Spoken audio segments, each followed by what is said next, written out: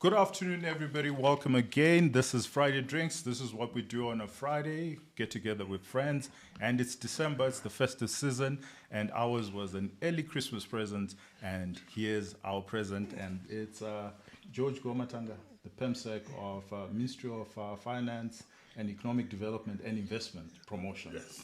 Yeah, thank you very much for joining us. My pleasure. Yeah, and having your presence here, I was just saying before the show that for a lot of us, he's a ghost. We only get to, see him and hear about him and never get to actually experience him. So this is actually an honor having you here. Yeah, thank you. And today's show is actually proudly sponsored by Coke. They've done us good because this is actually my favorite, and that's a Coke Zero. And apparently, it turns out, we had a debate the other time about which Coke is better, the one in the bottle or the one in the can. Which one do you think is better? The bottle. The bottle, right? Yeah, that's what we said. And then that's the conventional wisdom, yeah? That's the conventional wisdom. So we had chemists and all sorts of scientists in the crowd, and they tell us that the bottle is much better. The carbonation is better in the bottle than in the can. But thank you very much, Coke, for sponsoring the show. And you've got the regalia. Apparently, somebody forgot about me, but I'm not complaining at all. But you're having something with your Coke. Yes. So Coke, tell us a little bit? it's not just great to enjoy on its own. It's a fantastic mixer for some interesting spirits, and the classic is Jack Daniels and Coke. So I'm gonna be drinking that on the show.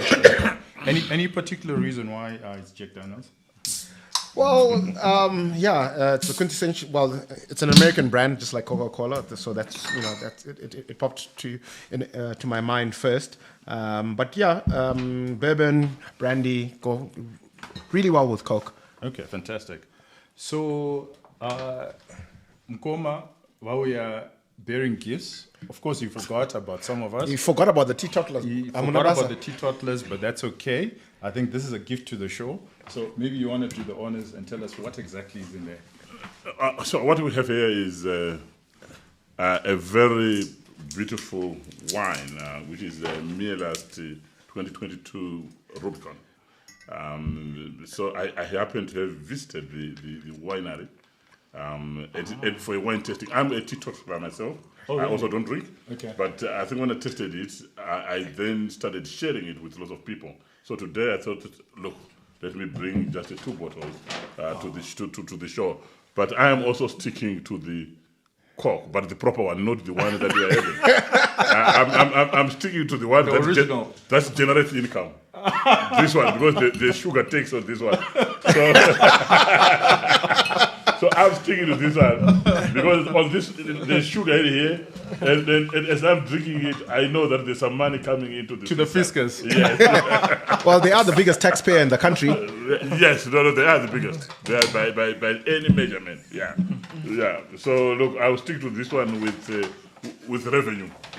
Yeah. Awesome. Majgira, thank you so much. We really appreciate it. My pleasure. And I'm sure we're bound to enjoy this. But maybe to just start off, we know that you are a cattle farmer, one of the largest in Zimbabwe. Maybe let's start there. Tell us about your farming, experts. I've always known you as a banker. How did the farming come about? So if you remember, Tinashe, around my last days in the bank, I led a management consortium, which let me say, which attempted to buy the bank with the support of some of the insurance companies here. So I think we were ready to buy the bank. Funding was available, the commitments were there. But I think last minute there was a decision that, look, the current buyers would do much, much better with the bank than management. So I thought, okay, 28 years later, having spent 28 years in banking, 28 years with the then Barclays, if I leave banking, what's the next step? So I decided to go into cattle breeding, actually. Uh-huh. So I looked for a couple of Brahmans and started breeding. So the business started from there. But at some point, I then thought that these guys were milking my Brahmans. So I then decided to buy them some dairy cattle. So I bought 4 initially.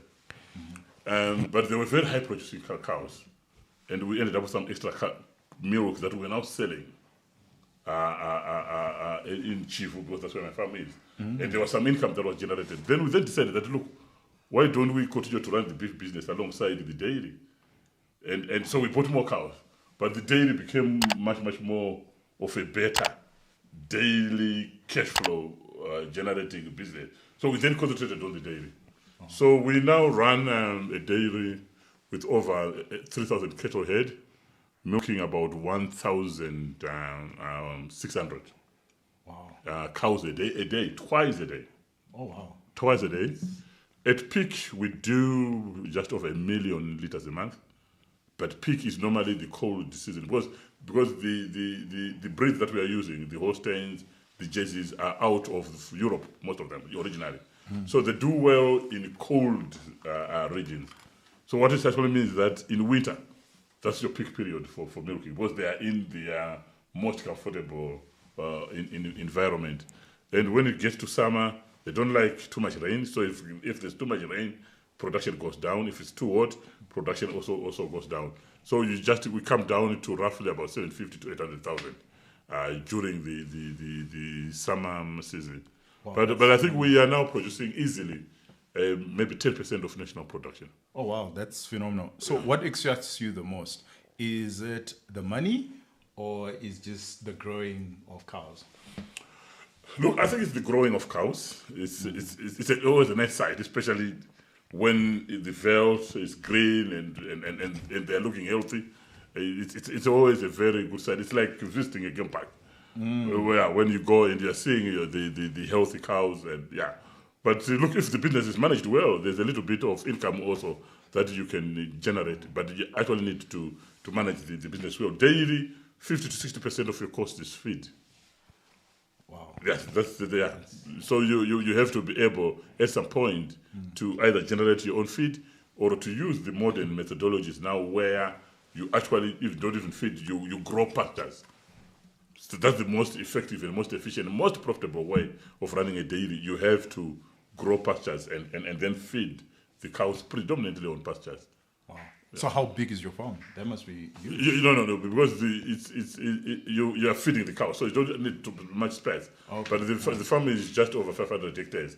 But you don't even fully utilize all of it, because if you are feeding without pastures, but I still have a small part where we grow grass, silage, and many other things to supplement. Yeah.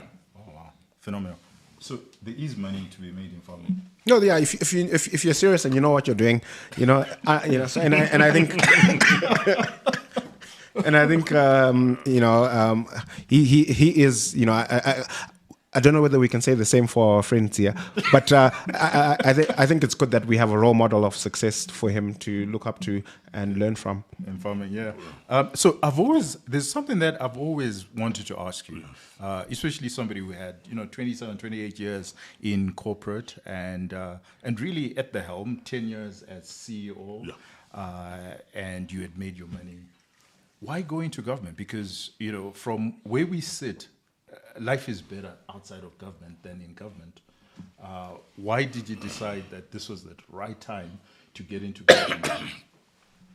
What's the offer that you couldn't refuse? So, it's very interesting because people always ask to say, why go into government? Nobody goes into government, especially for these roles which are of what we call Section 305 roles, which are appointments by His Excellency the President. So it's not like you are called to a formal interview and there are questions that no. His Excellency will do his homework, he will decide whom he wants to put in a certain position, and you are appointed. So it's up to you. You are called to serve your country, you are called to serve your nation. And I'll tell you what happened with this particular appointment. Yeah, please tell us. I was actually flying out that Thursday when the announcement was made, because after I left the bank, I also started an equity fund. So I was actually flying out to the UK to meet some investors who wanted to put money into the equity fund. So I was flying into London via Joburg. And I learned into Joburg. I opened my phone. I've got over 500 messages on my WhatsApp message, and I think over 112 messages on my Twitter. And I open and I see there's this popular blue and white. You know that statement. We don't like it in government, eh? Every time someone says that blue and white paper, it's not a very nice one. Because the same way you get appointed is the same way you get disappointed.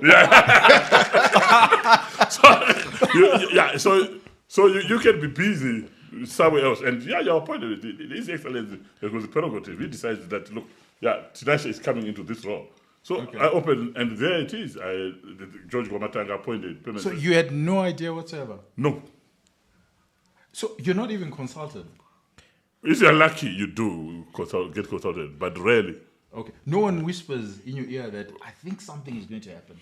Whispers you can get, but you can always ignore. You saw whispers. Look, whispers were there, but the whispers that came to me, I was tasked actually to say, can you try and identify someone who fits into this role? And I actually gave some names.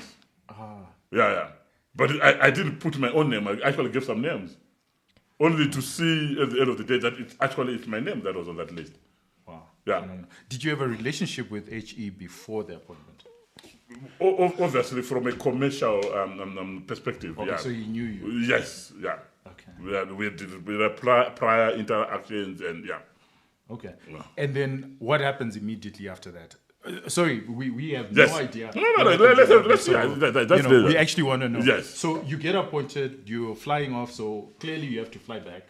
Yeah. So I get into London. I'm supposed to be there for 2 weeks. I get in there. I meet the guys. And they now realize. They said, no, okay. We then have to have a look at this because we were supporting you. Because I said, I'll find someone to run with the fund and whatever. Yeah, that's a story for another day. But I immediately have to come back. Yeah. Now I've got a job. I now have to come back. Yeah. Wow. And then obviously then people from the office were now looking for me to say, okay, here is your office because it's immediate effect. Wow. Yeah. And what is that transition like? Because the private sector has a certain way of doing business. It's all about the bottom line. It's about growing revenue and sales. It's about doing deals. It's about the bottom line. Whereas in government, I think the aspiration is different. It's a completely different culture as well. So how did you find that from Barclays, a multinational, a listed concern? It was listed, so the holding company listed in the UK. Barclays, at the time that you were CEO, was listed here on the Zimbabwe Stock Exchange. It's a very commercial enterprise. It's about share price performance. It's about bottom line. And you come into this animal, treasury. What was that transition like? Look, I would say that there was a transition. Because treasury is about two things, right? Liquidity and prioritization. That's what treasury is about. You always have to make sure that you have the money.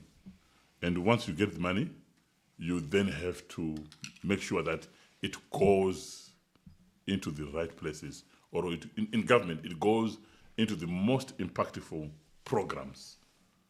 So you will find that from a managing of a treasury is to say, where do we get the money? How do we get the money? And after we have the money, how do we prioritize? Obviously, there's a whole budgeting system, but there will always be other programs that will come, maybe that are urgent. You don't plan for a cyclone, but it will come on your desk, even with a budget. You will not plan for COVID. But if you remember, during COVID, Zimbabwe had one of the best responses to COVID.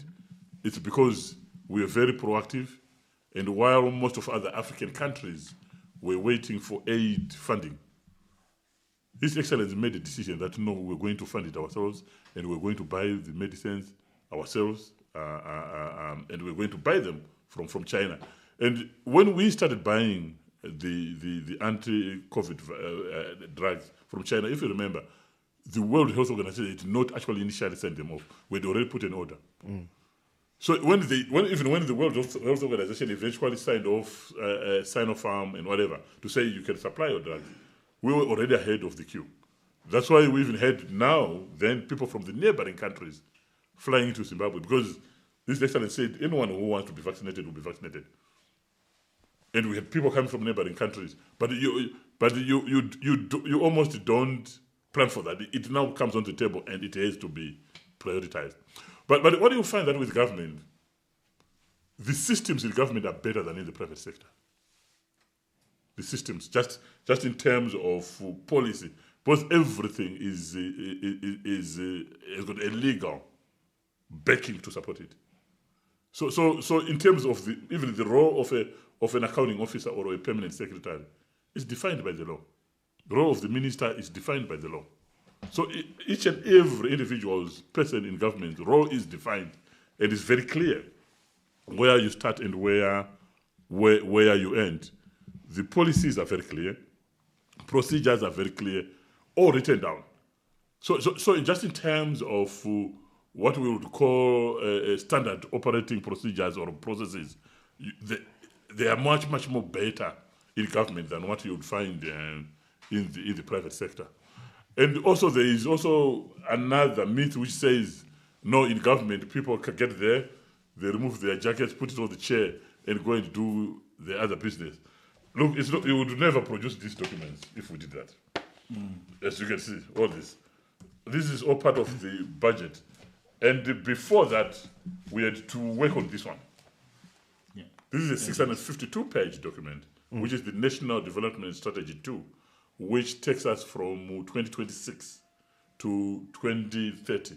So this will be an office copy here. So I will leave it for you guys. Very much. Yeah. Lots of gifts. That's a National Development Strategy 2. So there are lots of very committed and hard-working people, professionals in the government with a very, very high level of work ethic. Yeah, people whom, when we are producing these documents, will be at the printers until 2-3 a.m. to make sure that what we have submitted is what is being printed. So I was surprised. I did find the work ethic very, very different from the private sector. Rarely do people in government leave offices before 6 or before 7. Even myself, it's very rare. Okay. We'll get into the weeds for that particular matter, because that's not what you said in your unvalidated expenditure. Yes. You said something that is contrary to what you're telling us here. In that, you actually said, there is, unscrupulous expenditure, and, you couldn't account for it, and, But anyway, we'll get into those we'll get into later on. But, yes. But you see, I will get into the detail. But you see, unscrupulous and unvalidated is very different. Unvalidated means that expenditure has been incurred outside the normal processes of government.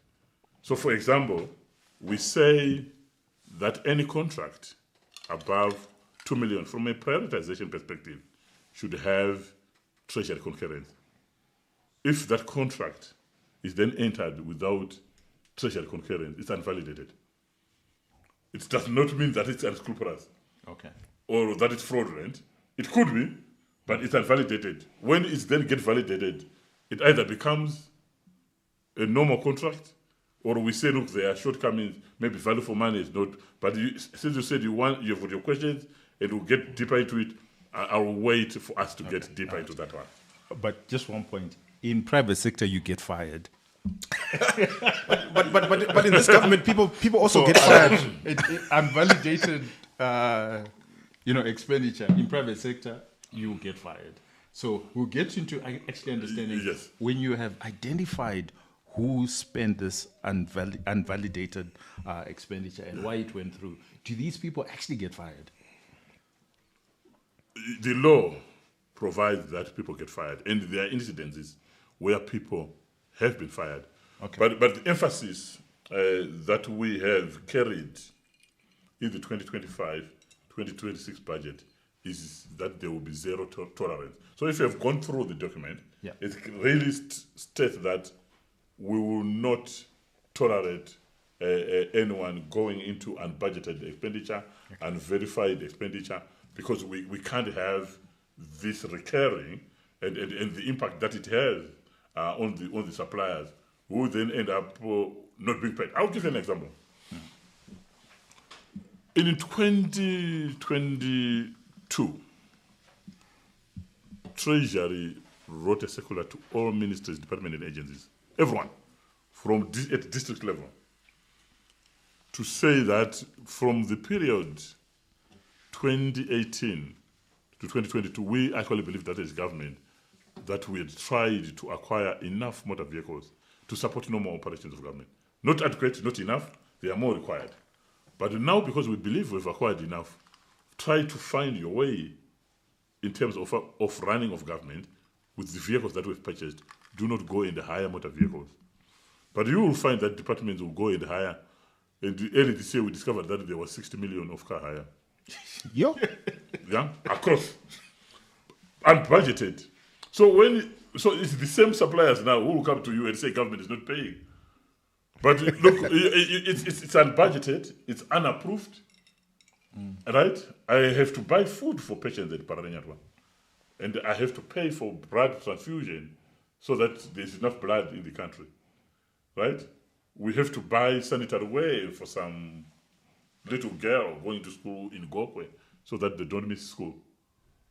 And then you come and say, but I hired my vehicle. And I said, no, but I don't have the budget for it. I've not planned for it. So when I then prioritize you against blood that is required in the hospitals, sanitary wear required in our schools, it's obvious what I'll pay first. As you can see, we have a lot to go through, but we'll give this time to what Coca-Cola has to say. So join us in the second segment. Cheers. I was hoping just to get in a hello, but Daniel beat me to it. You know what, he caught the dub, but little did the boy know he was about to catch an L. Dibs!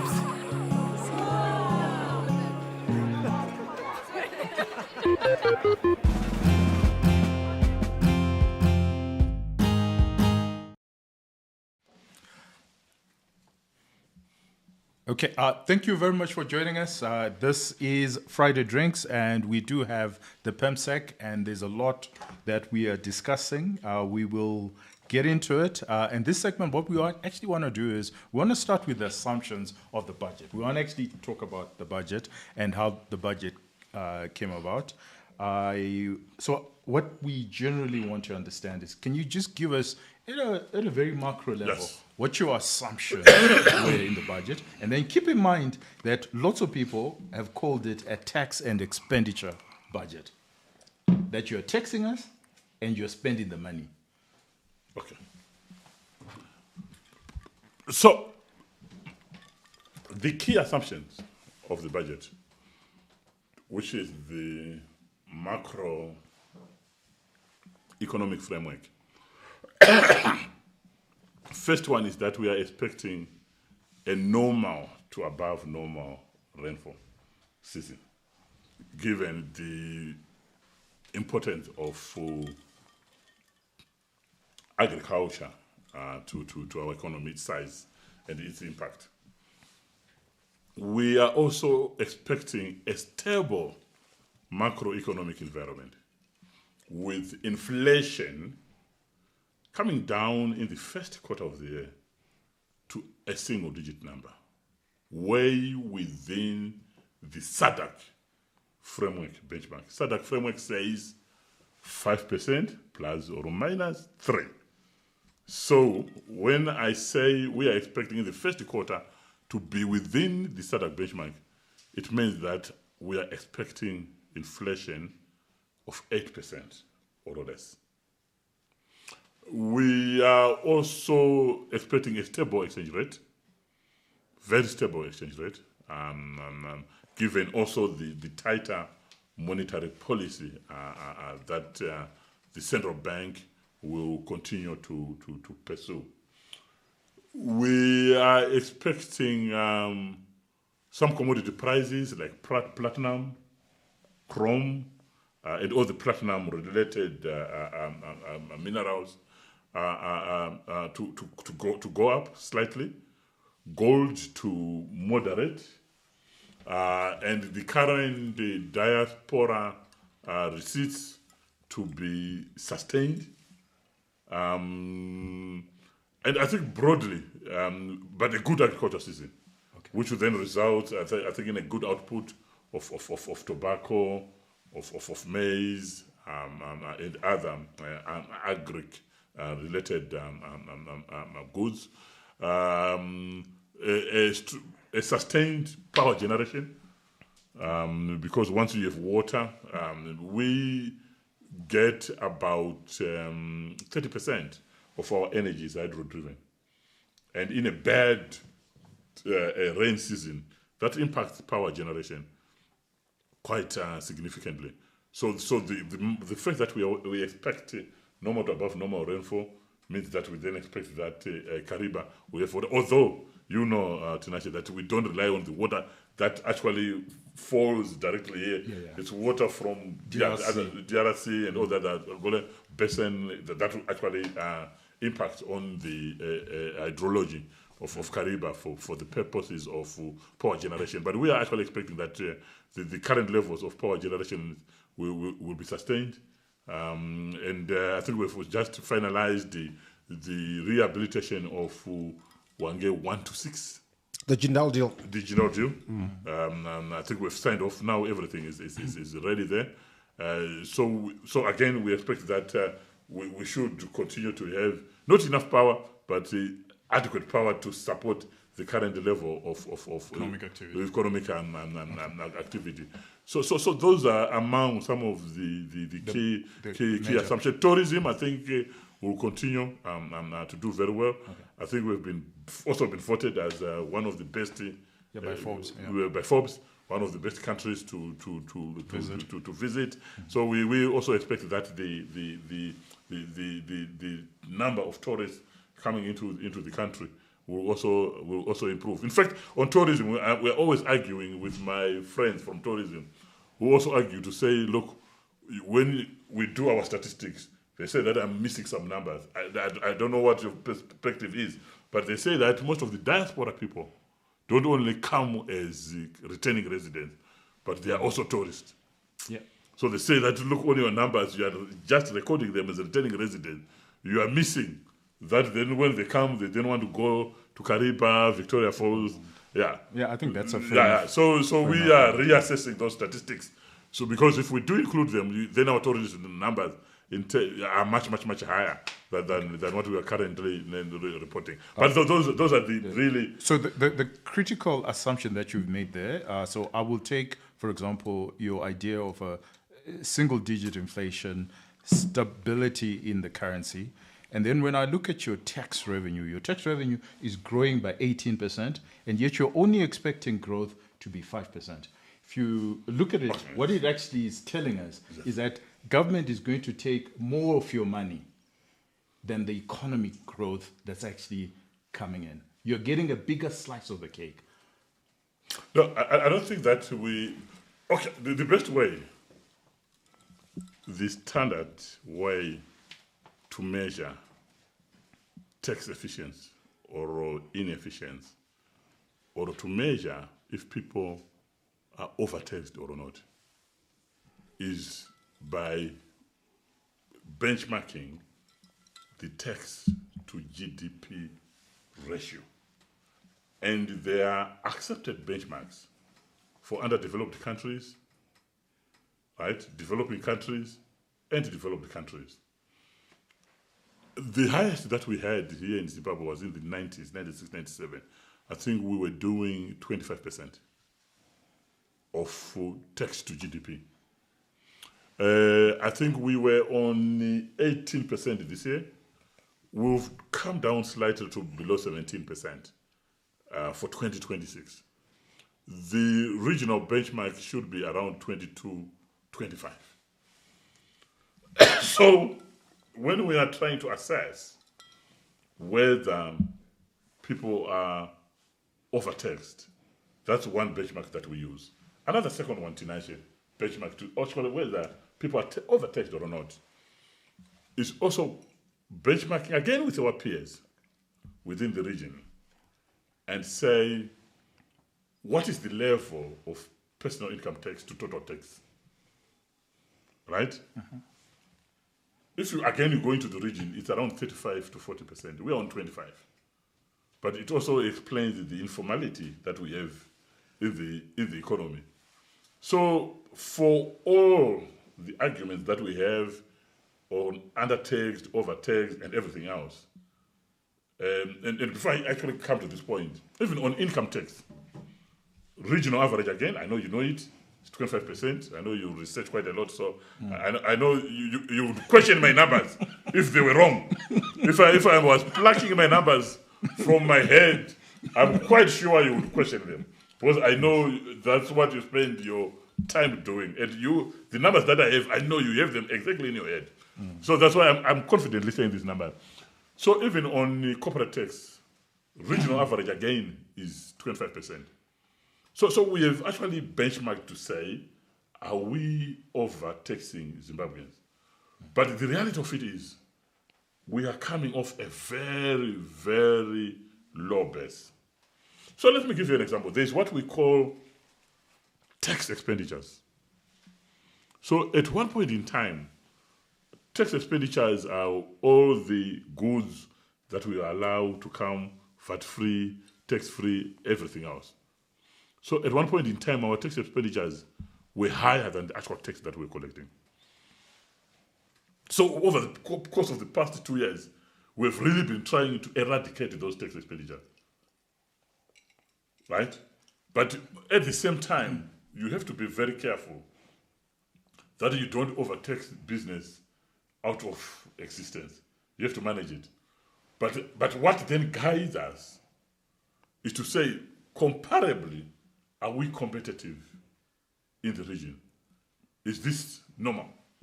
So I'll give you an example of the current debate on use the same benchmarks on the gold royalties.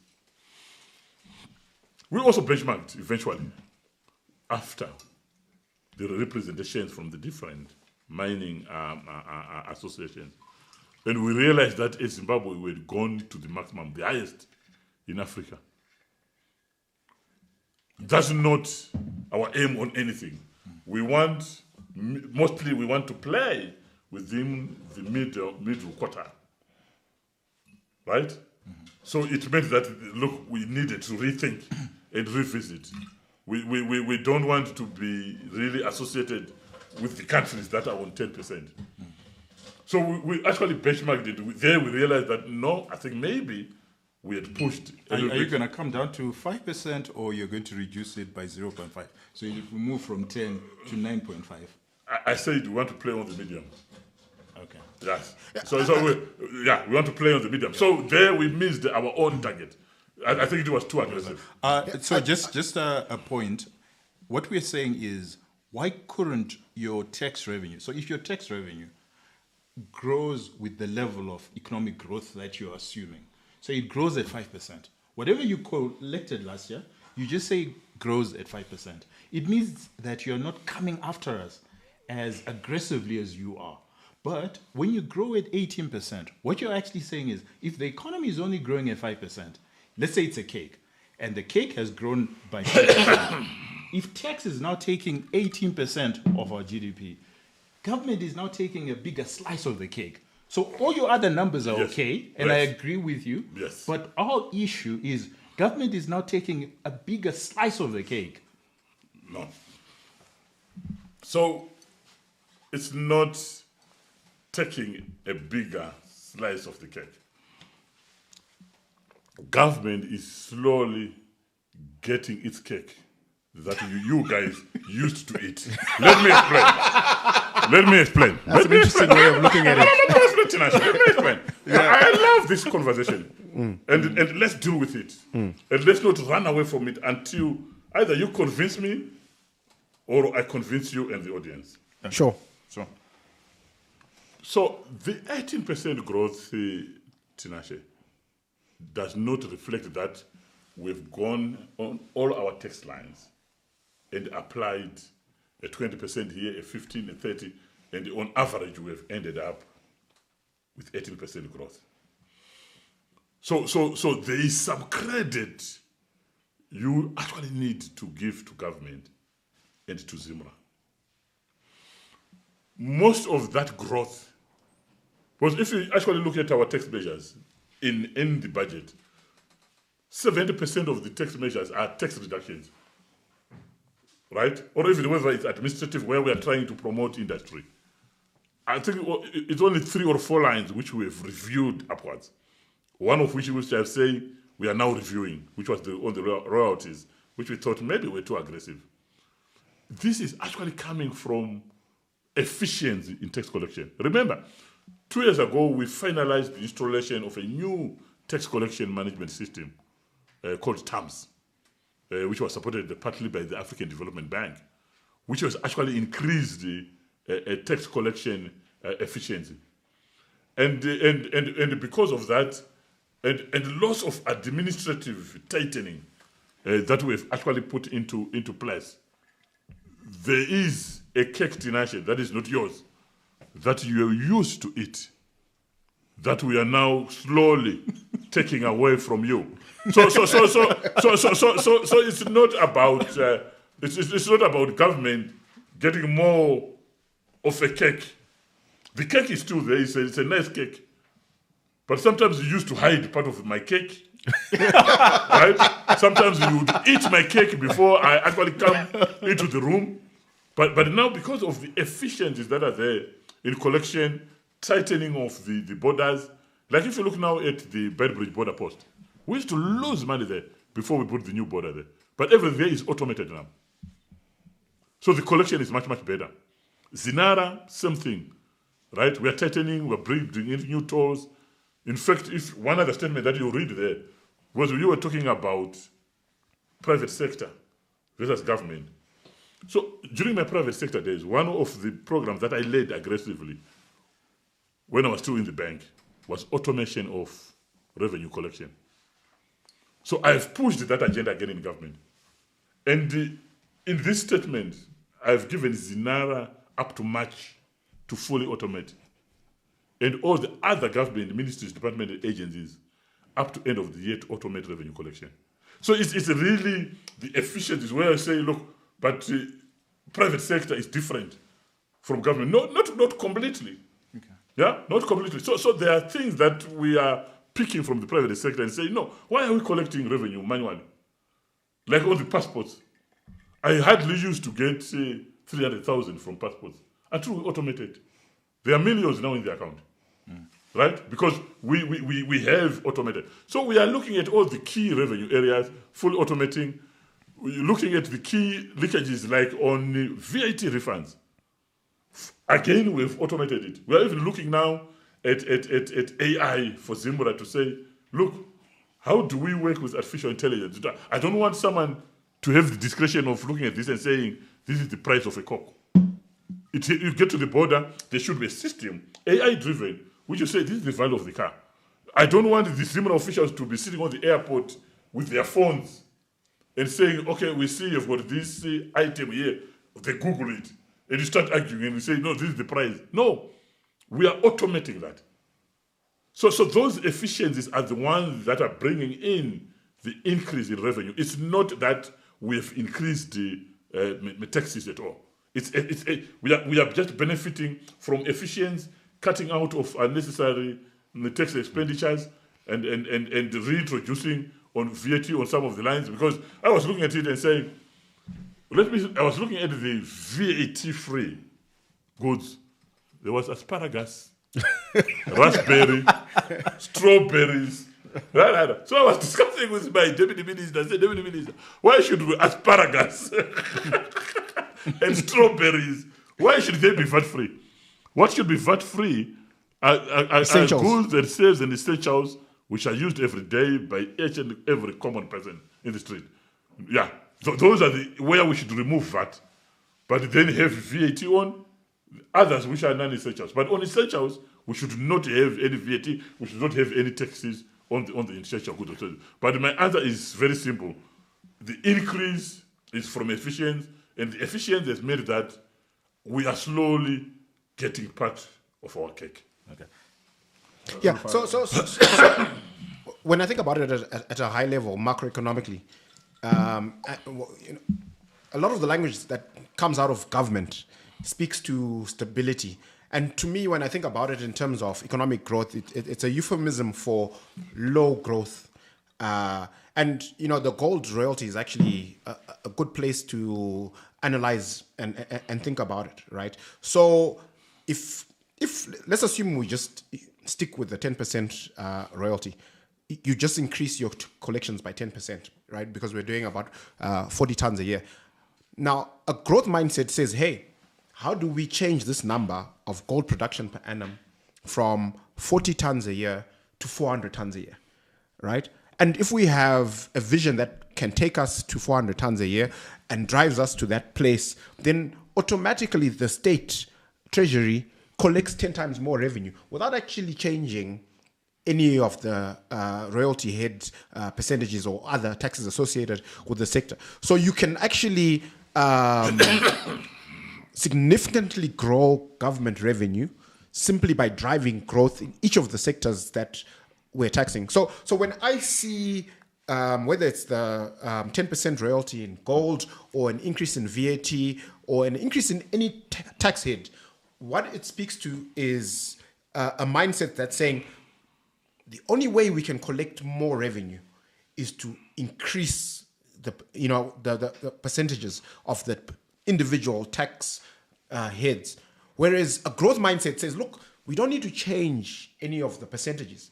We just need to aggressively drive growth. And if we double the size of any sector, then the revenue coming to the fiscus naturally doubles. Now, look, I think we are very much aligned from that thinking. And that's why I brought NDS 2. I also leave the national budget. Because when you go through it, that will come through very clearly. And that's why the theme of this budget is enhancing drivers of economic growth and transformation. We don't just put these themes now because it's nice English. It has to be reflected in the actual policy that we're coming up with to say, how do we drive growth? And that, look, how do we promote the platinum beneficiation industry? How do we allow them to grow? Right? So let's remove all the punitive taxes and allow them to invest. And they've invested. That's growth. Still, right, in Manise, the policies that we've put into place have allowed them to be established and to grow. Lithium now, we are actually going to have a processing plant here, which will actually process up to lithium sulfate, right? I think it will be ready by the end of next year or so. That's growth because we have actually sat down with them and give them incentives to allow them to invest. So that growth that you are seeing, even within gold itself, look, we were on 2030, we are going to do over 45,000 tons. But look, that's very, when you look at the level of mineralization we have in this country, it's way, way too small. Mm-hmm. But there are newer mines actually that are coming through, which reflect growth. And again, I'll give you a good example, Tinashe, just so that I conclude on your argument. 2018, total budget, was 2.8 billion. Revenues, tax revenues, 2.6. Non-tax revenues, 200 million. 2.8 billion. We have now gone to just over 9 billion this year. we are targeting 10 billion next year. That's in 8 years. That's almost a fourfold growth. But it does not necessarily mean that we have, over the period, we've increased our taxes by 400%. It just means that the economy has grown, and we've become more and more efficient in how we also collect revenues. 2018, just to address the growth issue, GDP of how much? About 16, 17 18 billion. Yeah. Yeah, those were the 18 numbers. billion. Yeah. End of 2025, 52. So, so what it actually means is that we have been understating growth, because if you take the average of 5% that we have been measuring, and we said, Well, you've rebased twice. once. Twice. 2018 and then 2024. I would call the 2024 one a rebasing. But the rebasing and a remeasurement actually, actually different. We remeasure. You didn't sit in our offices, took some computers and started. No, we went back into the market to say, what's the size of the economy? And let me say one thing about the GDP. They are internationally accepted methodologies. We should confine to the requirements of both the World Bank, the IMF, and the global statistical agencies. We don't just work out with our own methodology. Let's actually get into that in the next segment. Then let's hear a word from Coke. Thank you. Yeah, this is. I was hoping just to get in a hello, but Daniel beat me to it. You know what, he caught the dub, but little did the boy know he was about to catch an L. Dibs!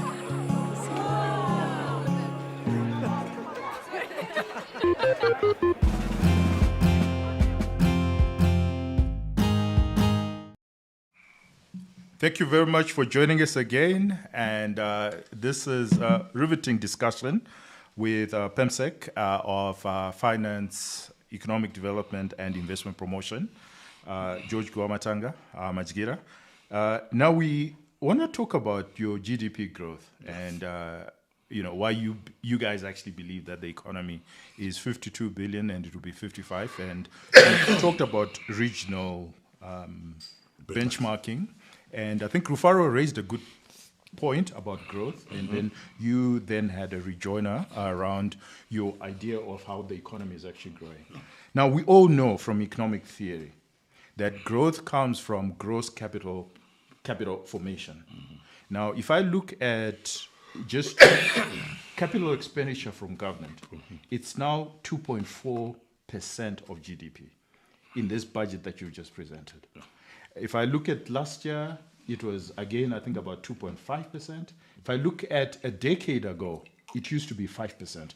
So on average, capital expenditure, as far as government was concerned, was 5%. It's actually reduced, and yet you're telling us it's growing. Regional benchmarks, you're looking at around 15, 16%. China, of course, using private sector as well, gross capital formation will be around 40%. Now, previously, you've given us 322 pages of your budget. Previously, you used to be so elaborate on gross capital formation.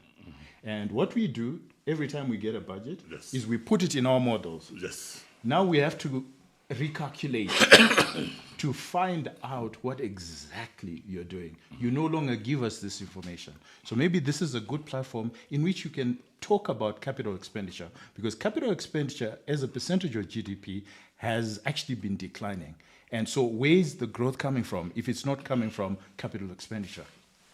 Yeah, so I think if you look at it historically, from 2018 up to 2023, it was growing, I think way above 4%. We had a decline in capital expenditure in 2024 because of the drought, because we needed more money to support the vulnerable. We needed to expand more onto the social services. So you can't be building bridges and roads and offices while people are starving. So in 2024 it came down. So I agree with you. So, but we then had to build the momentum now again. But if you look at the numbers of capital expenditure 2019 up to 2023, they were above 4% for the size of our economy, which, look, given where we're coming from, because unlike all the other international benchmarks that you're talking about, those get support from bilateral and multilateral institutions, which we don't have.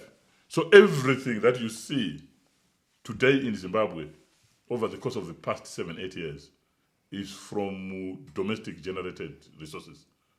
We have not gone out to be able to access concessionary funding to do Harare Bed Bridge Road, to do Gwaishangani Dam, to do Kunzi, Marovanyati Dam, to build all the hospitals that we're building, the schools, the accommodation for government workers.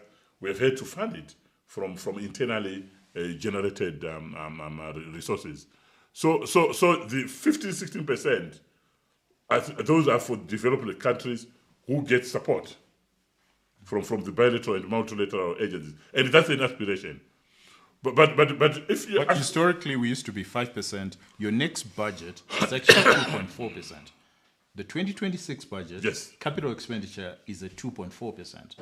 Yeah. So my question, I don't care about the number necessarily, but where is your growth coming from? If capital expenditure, we all know the theory says growth comes from yes, the growth, capital formation. But your capital formation, as far as government is concerned, and you're the biggest driver of our economy in Zimbabwe, and it's only 2.4%. So when you say the economy is growing, where is it coming from?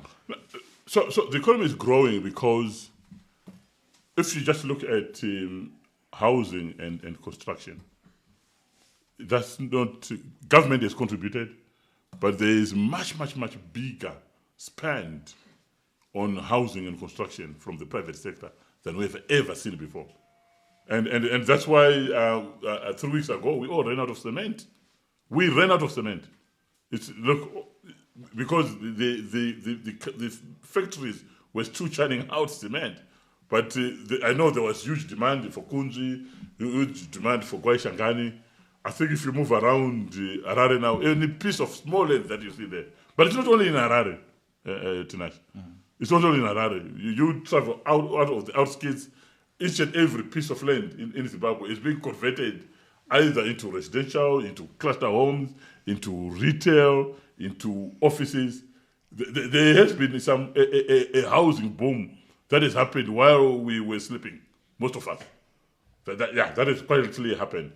I think the same can be said about the growth in tourism. I even said, look, we were arguing about whether diaspora is tourism or not. What is the impact of the steel coming out of Manise? What is the impact of the lithium? What is the impact of the growth that we've seen in gold, the resurgence of chrome, coal? So all those have really been driving the economy. You go to each and every corner. There are some that I don't like fuel stations. Those I don't like. But they're there. They're there. Every corner. Every corner there's a pharmacy. Every corner there's a hospital. Every corner there is a private school. Wherever you go. So there is an economy, Tinashe, that we are failing to understand. But we're just trying to understand. That is actually driving, because driving the growth of the larger economy, and which we have not captured or we have not actually paid enough attention to. Because if you just look at construction, how many people get, those are heavy employers, construction. Retail and wholesale, also heavy employers. Agriculture, heavy employers. Okay, so I want to segue a little bit and double click on something that you said, Yeah. which is support from multilateral institutions. And I think there's two levels to this. So on the one level is something that we've discussed on the show before, which is the fact that one of the challenges that we have in terms of getting multilateral support is the reality of sanctions, the 11 sanctioned individuals and institutions, and also the perception of it. So in certain parts of the world, in certain in the offices of many capital allocators, Zimbabwe is a no-go area because of either the reality or perception of sanctions. And to this, I think that there's a huge opportunity that has presented itself on the global stage with the Trump administration that seems to be much more amenable to doing business with countries like Zimbabwe in a way that was not true in previous US administrations. So I think there's a huge opportunity to have a conversation to deal with the reality and perception of sanctions and Zimbabwe's pariah status in certain circles, and actually have the largest economy in the world come through to Zimbabwe in a serious and meaningful way as an investor. Yeah. As you're talking about that, let me just talk about mining. I don't know, Tinashe, Rufaro, are you familiar with the Fraser Index? Yeah. Right. So, do you know that on that index, we have moved from number 20 now to number 10 on the Fraser Index?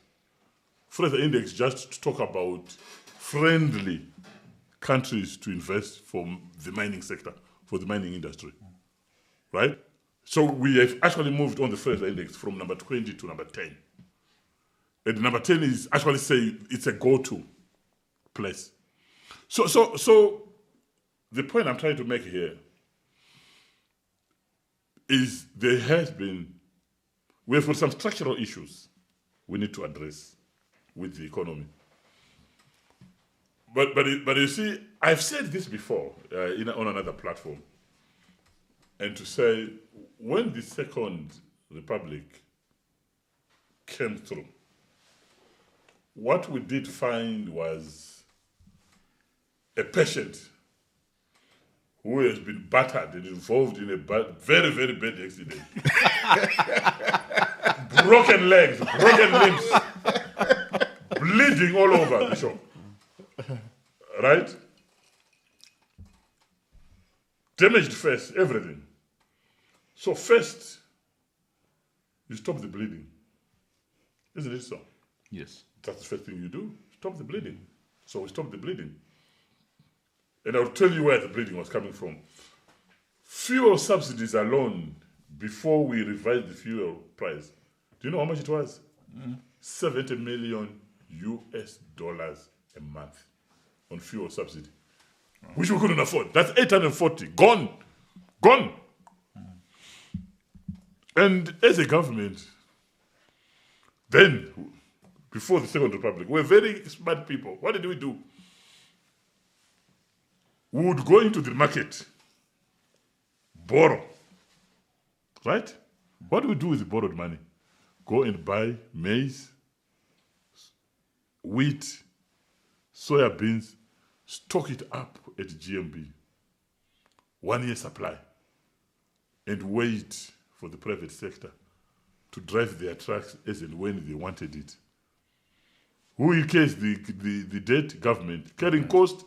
Government. Who takes the margin? Private sector. Private sector. But we're borrowing to do that. That's bleeding. Unnecessary bleeding. Right? We were buying, and not only that, there was a 32 million cost there because we would buy the maize higher from the farmer, sell it cheaper. You know it. To the miller, yeah. To the miller. It's a huge subsidy. To the extent that, you know what ended up happening? We then had people everyone became a miller. But you just needed a license and a 30-tonner truck. You register your milling plant in Bindura. You go to GMP Bindura, get the maize, drive to GMP Aspidale, sell the maize. Yeah. So in Bindura, you're a miller. At Aspidale, you're a farmer. But you're neither of the two. You're just a fraudster, basically. Yeah. No, but look, you can't blame the people. If as a government you're not smart enough, right? Or let me put it the other way. You are dumb enough to create that arbitrage. Why do you blame People the people? take advantage Take of it. advantage. So that was all bleeding that we had to stop. Then from there, you now say, let's fix the limbs. And you now have your patient now standing up. Then you go to the next stage. That's why I'm saying that, look, it has been a very long journey. Because you see, we have got very short memories. Yeah? We have got very short memories. Because in the past, look, we will not be sitting here. We'll be sitting in our cars in a fuel queue somewhere, or in a mealie meal queue, or in a sugar queue, or in a queue. We queued for everything. Yeah, that's. So we then had to fix that. Okay. Then once that has been fixed, you say, which is What the else next can we stage? do? Yeah, what else? What else can we do? What else requires fixing? We actually believe now that where our economy is, that's why I'm here today, because we need this conversation now with the business, with the private sector. We are actually not enemies at all. Absolutely. We need to collaborate now and say, how do we take advantage? Look, our minerals, we are barely mining what we have here. Barely. Yeah? Barely. But again, we actually need, again, us in government, to also remove the thinking that an investor has to come in by plane. Yes. That if you don't fly in, you are not an investor. So I'm glad you talked about wasteful expenditure, especially in agriculture. So there are two issues I want you to address as far as agriculture is concerned. So the first one has to do with your assumptions of the economy when we look at 2026 budget. Like I said, we took the budget and we literally put it in our models. Yes. And what's coming out, again, as a point of correction, whoever did the budget, previous years you would give us a table where you tell us exactly how much grain you think we're going to produce. And then these are your assumptions. So for example, grain, the last time you did this was actually in 2024. 2025, we had to assume. 2026, again, now we have to assume. But 2025, you were expecting grain, maize grain, 2.3 million metric tons. Yes. But we know from the ground that actually we only produced about 1 million, right? And then now, this time this year, you didn't write that. All you did was to give us a growth expectation as far as maize is concerned. But when we work the numbers around, your growth is agriculture based. And it will turn out that agriculture becomes the largest sector in our economy when we just look at your 2026 numbers, which is actually not true on the ground. But we can't really argue with you because you didn't give us the information, which you used to do. But this time around, we don't have that information. So the first question I want you to ask, I want you to tell us directly, because you worked with the numbers. How much maize are we expecting in 2026 in terms of metric tons? In 2026, we would expect a minimum of 2 million tons. 2 million tons, Yes. minimum. If we, on the ground, why I'm saying this, why it becomes an expenditure problem for you, Yes. it's because if you say you're expecting a minimum of 2 million, Yes. it means you're going to spend a whole lot more as far as seed, fuel, and everything is concerned. As government or as the private sector? Well, as government, because there's another 388 million US dollars that went to, that's unvalidated expenditure around Fumbuza. No, that's validated. In your document you gave us, which is unvalidated expenditure, between 2022 and 2024, there's 388 million around Fumbuza. Around, I would want to tie it around Fumbuza, but you are right from your understanding. This would be around the social benefit schemes. And Fumbuza is part of them, but it's not just the Fumbuza. So I don't want to mix the two. Yeah. Okay, no, fair enough. But on the aggregate number, that's correct. And why do I say unvalidated? Because I know we'll get to that conversation. Yeah, later which is on. the debt conversation. Yes. Yeah. So maybe let's leave it until we Until get to then. that debt Okay, so that we don't mix the two. The two. But what I'm trying to say is you're expecting minimum 2 million metric tons. Yes. So it means that you're going to spend, in terms of support for the farmers, a certain number of dollars. Yes, but not to produce the 2 million, because there's private sector, there's contract farming. That's there's- true. yeah. But the actual on the ground, people are expecting that this season will be somewhere around 1.2, 1.5 if we're extremely optimistic. Why I'm saying this is because it comes back to your growth model. That your growth model, you're using numbers that are fictitious. Now, this is not yours, so that's why I can Yes. attack this one. But I want to hear what happens in cabinet. Well, you don't know what happens in cabinet, but you can give us an idea. Yeah. That when Ministry of Agriculture is coming up with these numbers, what are they basing it on? Okay. You see, there is previously what used to happen. We also used to have the same argument in government, if that makes you a little bit comfortable. We used to. Okay. But we now have in the government what we call a whole of government approach. So the Minister of Agriculture used to come up with their numbers, right? If they have their numbers, I would send out Zim stats to do the numbers for the budget. And I always used to have different numbers. And that's not good. So we then agreed that, you know what, this is a new dispensation. Can the Minister of Agriculture and Zim stats now work together? So we do 3 rounds of crop assessment, right? First crop assessment, second, and then the third after the harvesting. To actually then, one is on the planned hectarage. Secondly, it's on the actual maize that is on the ground. Then thirdly, it's after the harvesting. But now Zimstats and Minister of Agriculture work together to actually get those numbers. So those are the numbers that we put in our budget. But that crop assessment is actually a public document, right? So now why we don't include it, because there's actually an actual document which just deals on crop assessment, which I will also send to you, I think on Monday, which just shows the results of the crop assessment after harvest. So it goes detail by detail into the different provinces and the hectarage, what was grown by the contracted farmers, grown by ADA. Because at the moment now, ADA is one of the biggest contributors into maize, wheat, because we are now using ADA as almost the strategic a grain producer for the country, all the other farms. I've always been curious about this, looking at agriculture post land reform, and since agriculture seems to be, critically important in terms of the national strategic plan. So, one of the obvious success stories of land reform is tobacco, right? The last season we produced record volumes in terms of millions of kgs of tobacco, and the revenue was also at record highs.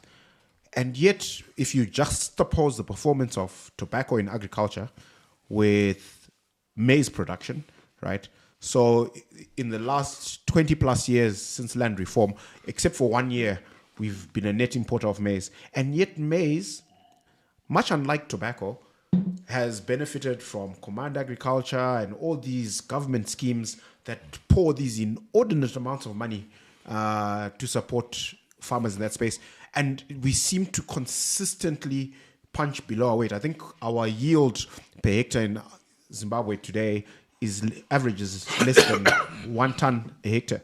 The South Africans are doing 20, 25 tons a hectare. And the more productive commercial farmers in Zimbabwe, I mean, not to paint everyone with the same brush, but they've shown that you can actually consistently do 5-8 tons a hectare. But our average is really appalling. So from your perspective, how do you explain that gap in performance between tobacco, which doesn't get government subsidies or support, and maize, which every year gets, literally hundreds of millions in government support, and we're punching below our weight there. Yeah. I think one of the issues is the policy decision that we have taken on genetically modified seeds. And when you talk about the 25 tons per hectare in neighboring countries, it's actually driven. That's GMO, sure. By GMO, and so I think it's another debate that we need to have to say, okay, what's the impact? Should we, for now, that's the policy that we have. Although, look, if you then import finished products from most of these countries, you still end up with the GMO anyway. Yes. Although now it's a process. And we import a lot of stock feed. We import cereals. So that's one of the reason really. It's because we stick to the pure breed seed without moving on to the genetically modified. Cotton even as well. Look, those using genetically modified seed are doing 3-4 times more. Even with sugarcane. They argue that maybe we have got old varieties, but I think the newer varieties are also genetically modified. We would do 2-3 times more if we use the varieties. So that's one of the bigger reasons. But also the efficiency we need to improve there. Look on the efficiency of the inputs that we are allocating out as government, because I actually don't believe that with the systems that have been there, which we continue to want to modify and change on a daily basis, that all the farmers, then the ones who are targeted by the schemes, end up being the ones benefiting. That's why I'm always finding that during this season, the planting season, if you open the newspaper, there's always someone being charged for either swindling or doing something with inputs. It just shows you that, look, there's a problem which we have to address, which we have to accept. So it actually means that not all of the fertilizer in the seed is finding its way on the ground that it was intended to. But I always argue, though, that, look, as long as it's not taken outside Zimbabwe, I'm not bothered, though. Okay. Because you don't eat seed and fertilizer. So you have to grow it somewhere eventually. Yes. It's only that the beneficiaries are actually not getting it. So the measurements then get a little bit,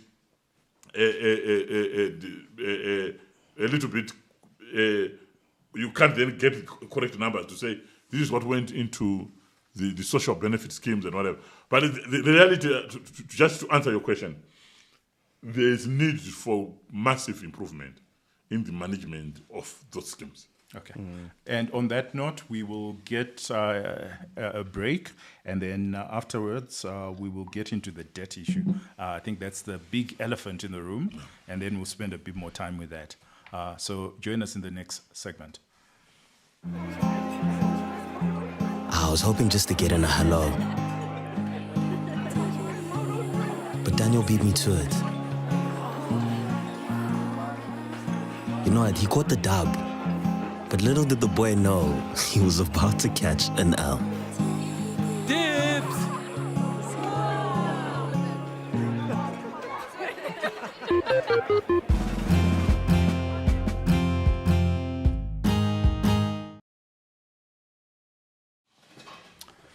Thank you and welcome back. This is riveting, as I said before, and we're learning a lot from what Treasury actually does and how they manage our affairs. So, like I said, the biggest elephant in the room is what government actually owes, and I want to maybe to start off just by laying out the argument so that we hear, at least from a global perspective, what your thoughts are.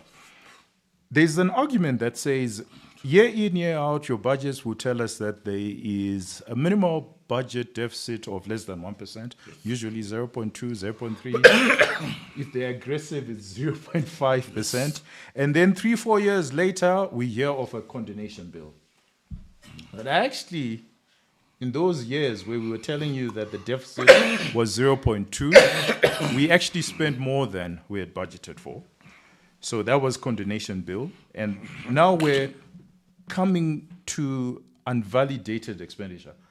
By the way, who came up with that term? I find it very funny. Now we have unvalidated expenditures, and this is from 2022 to 2024. It's 1.7 billion US dollars. And so first of all, we just want to understand government's thinking around its stated deficits, and then 3-4 years later, you come up with condonation bills that run into billions of US dollars, or you have 1.7 over a 3-year period, which if you work backwards, it means that our deficits are actually around 15% and not 0.5%. So let's just hear your views on this and thoughts around this. So, I think the condonation bills were actually products of macroeconomic instability. To be more precise, inflation. So you would present, like we've done this year, a budget to Parliament and say rate is at 7, exchange rate. You anticipate that it will get to 15, right? And then the rate goes to 24. So what a condonation bill or why an appropriation bill would then force you to do is to simply say, when you are going for a condonation, does not necessarily mean that you have spent more than you had. No. It means that you have spent more than what you told Parliament that you would spend.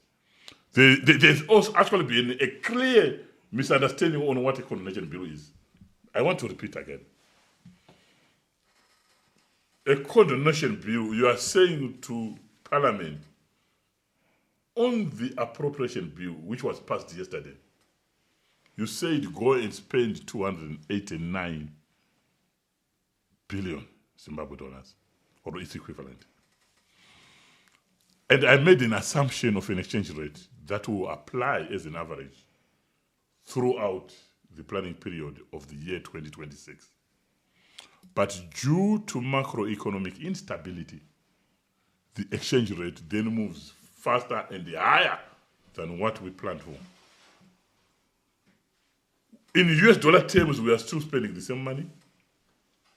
But from a legal perspective, I need to go back to Parliament and said, you said I should spend 280 at an average exchange rate of 28.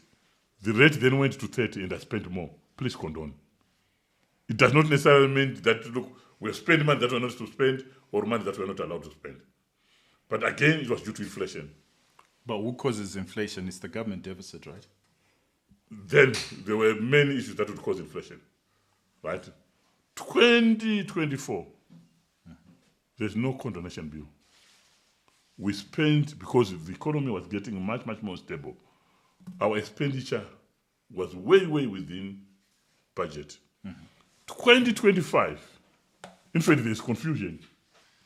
Again, we planned with a rate of 36, right? From the models that we had. The average rate has been 26. So again, it actually meant that the actual budget that we have and what we spent is less. So there's no condonation bill.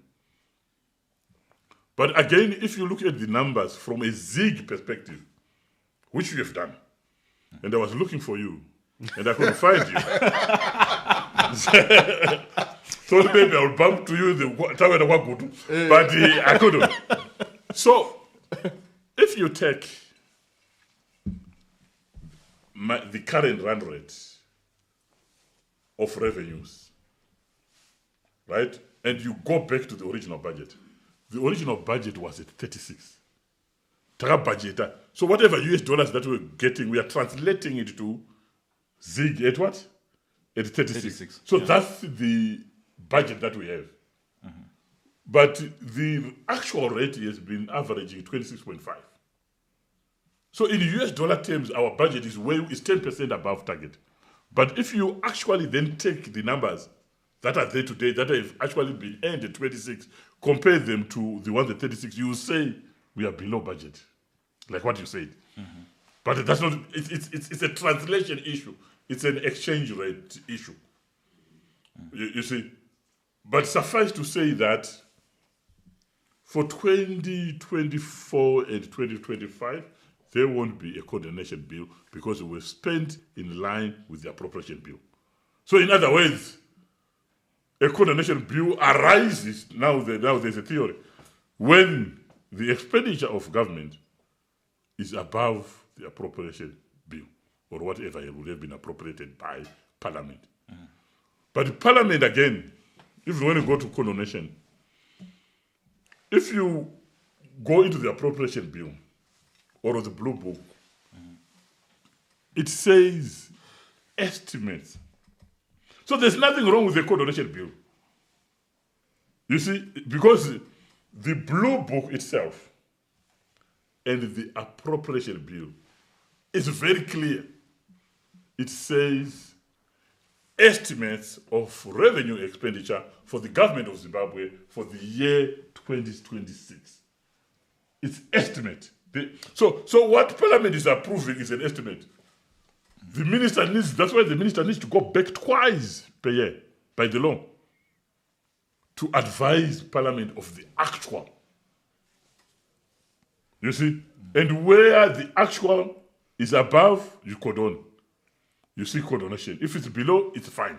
But you can't spend more than what you have been appropriated. But I think we have always operated here to say if there is a coordination bill, it's a crime. No, a coordination bill is not a crime. It's a legal instrument which provides checks and balances on the behavior of the executive. Well, it's a crime if you don't condone. That's Yes. why you're going to Parliament. To Parliament. So if there's something wrong, Parliament will now say, no, but look, why did you then apply the money? Yes, To exactly. new Mercedes-Benz and to, because we then have to, you go line by line and tell them what was the excess expenditure. So why not do a supplementary budget within the year? Because remember, economic agents are making decisions. So you know that the exchange rate has moved adversely against you. And then you come in June and you say, you know what? The exchange rate has moved. Yes. And we're now doing a supplementary budget. So everybody in the economy plans. Yes. But When you come with a condonation bill 2-3 years later, you do exactly what you said, which is you just say it was inflation. Well, everyone has forgotten. We don't know what was happening in 2022. So We take your word for it. But if you came during the year and you said, okay, we're going to have a supplementary budget because of these dynamics, that's direct feedback to economic agents within the year. yeah, that's what is supposed to be done. Right? But you will find that there was lots of other issues that were there. You see, one of the coordination bills that we still have to get through Parliament is a 2017 one. Yeah? So there were lots of other political issues, to be honest with you, that were behind it, but it's now cleared. But one of the other coordination bill is in a year that was, if there was a supplementary budget, but the rates still flew out of the window because of the level of money supply that was in the economy. So even after the supplementary, there was need for a coordination. But the process that you have indicated is the right one. Okay. And there is also a time frame, right? Which says that within 60 days, where you are aware of the over expenditure, you should go to Parliament. So if you don't go within 60 days, we are actually breaking the law. That's why I said that government processes are very clear and very legalistic in nature. So you can't go 2 years later or 3 years. It's 60 days. That's the law. Okay. Yeah. So I want to drill down a little bit on the currency issue. As a capital market player, one of the things that we deal with on an ongoing basis is the reporting of public companies. And our biggest gripe as analysts in the market when it comes to the companies that are listed on the Zimbabwe Stock Exchange, the local currency exchange, is that when they meet in management meetings and board meetings to make decisions about their company, they look at US dollar numbers because those are the numbers that make the most sense to them, that they can wrap around their brains, that help them make the best decisions for their businesses going forward. But when they report in the public markets, they report in local currency. And depending on the periods, like certainly for last year and the year before that, those numbers are meaningless. It's just impossible to make heads or tails of them. And, I think that's true of government numbers and government budgets as well. Because if I look at the budget that was announced last week and I tried to compare it, 2 weeks ago, and I tried to compare it to the last year's budget and the budget the year before that, and I'm looking at all these local currency numbers, I'm not comparing apples to apples. It's an impossible analysis. And yet underlying those numbers, for the last 3 years for sure, the government of Zimbabwe has collected most of its revenue in US dollars and it spent most of that revenue in US dollars. So my question is, don't you think that it would be helpful for the market, for everybody to be more sympathetic to where you guys are coming from as government, if you reported the underlying numbers to say, these are the US dollar numbers, right? And then we're not guessing to say, oh, okay, well, there's a condonation bill and it seems like what's being condoned is double what was what was announced in the actual budget. What is going on? Did we spend double what we were supposed to, or actually it's just macroeconomic circumstances, it's inflation? I believe, I could be wrong, but I believe we would be better off if you reported the underlying numbers, the underlying US dollar numbers. If you received certain revenue in ZIG, report the ZIG numbers. What you received in US dollars, report to the US dollars. And then we will do a much better job in analyzing those numbers. And we're much more likely to understand where you're coming from and even be supportive of a lot of the things that you're doing.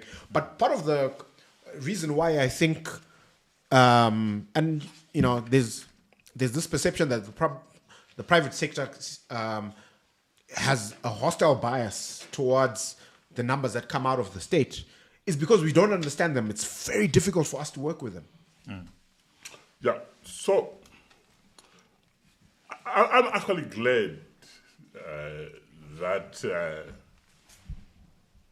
that issue is gone, and it will never come back. It will never come back because we will never go back to that place again of hyperinflation, uncontrollable inflation, uncontrollable exchange rate. It will never, ever, ever happen again.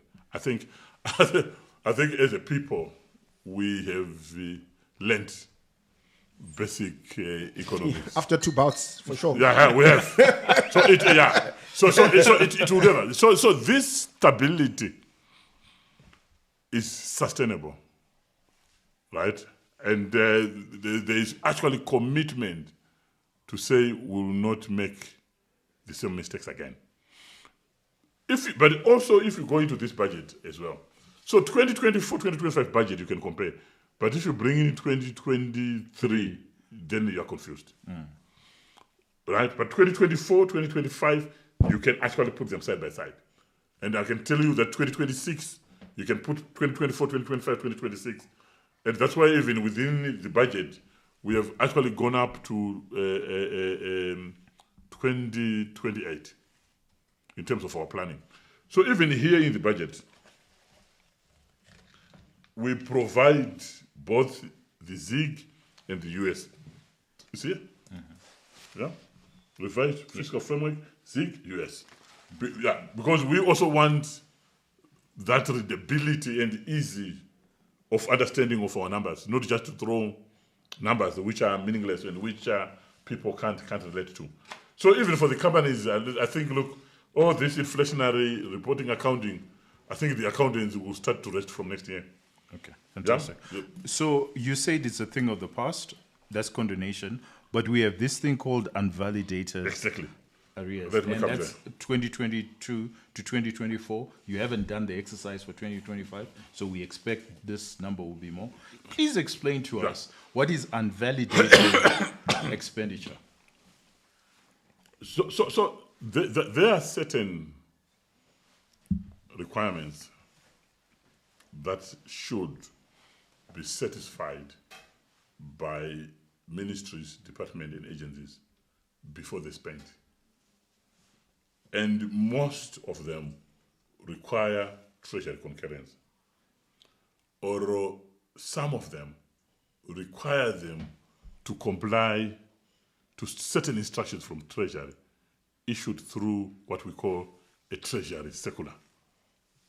At the moment, there's a very popular circular, which I hope is the last one for the year, which we issued, I think it was in August, September, which is Treasury Circular number 10.